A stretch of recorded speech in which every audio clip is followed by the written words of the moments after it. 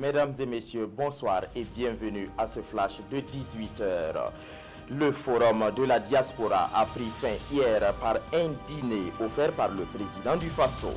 À cette partie de détente, des trophées sont remis aux Burkinabés de l'extérieur qui ont réussi dans leur domaine d'activité. Pour cette édition, il faudra retenir des noms comme le styliste Patéo, l'architecte Kéré, Lassina Zerbo de l'Agence internationale de l'énergie atomique et le footballeur Bertrand Traoré.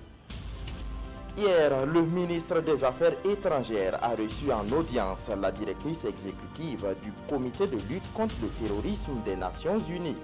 Michel Konings a échangé avec Alpha Bari et 4 autres ministres burkinabés sur les multiples attaques que le Burkina a connues. Ils ont discuté aussi de certains aspects techniques du G5 Sahel. L'intégration des peuples en marche entre les communes frontalières du Burkina et du Niger. Cela s'est traduit par une rencontre entre les responsables de ces localités. Elle s'est déroulée à Fadangourma avec pour objectif de présenter l'espace de coopération et de définir un cadre légal de coopération. Le ministre de l'Éducation nationale et de l'alphabétisation a rencontré ce matin les acteurs de l'éducation de la région du centre. Cette rencontre vient boucler une tournée dans les 13 régions du Burkina. Comme dans les 12 autres régions dans le centre, le ministre Ouaro a abordé les questions du protocole d'accord signé entre les syndicats de l'éducation et le gouvernement. Selon lui, tous les points de ce protocole d'accord ont trouvé des solutions.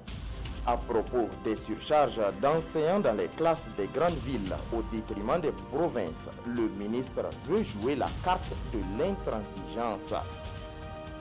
États-Unis-Russie, de nouvelles tensions en perspective. Le procureur américain vient d'inculper 12 agents de renseignement russes pour avoir piraté les ordinateurs du Parti démocrate lors de la présidentielle de 2016. Ces inculpations interviennent pendant que l'on prépare ce lundi à Helsinki une rencontre entre Donald Trump et Vladimir Poutine. Des sénateurs américains insistent que cette question soit clairement éclairée lors du sommet d'Helsinki.